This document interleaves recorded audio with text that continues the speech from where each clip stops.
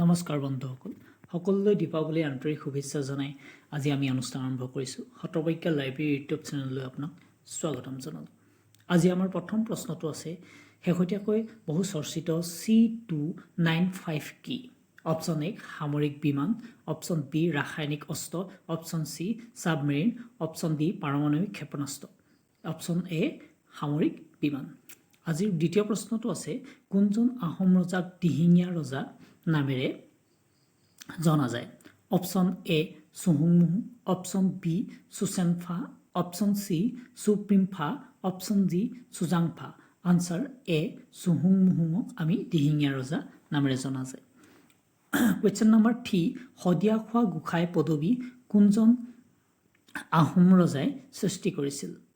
option A Sudangpha option B Sukaphaa option B দিহিঙীয়া ৰজা option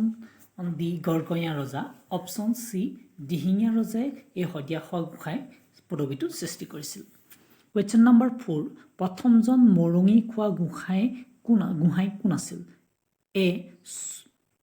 Phrasengmung Borgohain B super বৰচুতীয়া সি খুনখুৰা এই ডেকচুং উত্তৰ বি কোৱেশ্চন নম্বৰ 5 মুছলমানসকলে প্ৰথমবাৰৰ বাবে আহোম ৰাজ্য আক্ৰমণ কৰে 1527 চনত 1523 চনত 1539 চনত 1544 চনত অপচন এ শুদ্ধ উত্তৰ 1527 চনত ধন্যবাদ বন্ধুসকল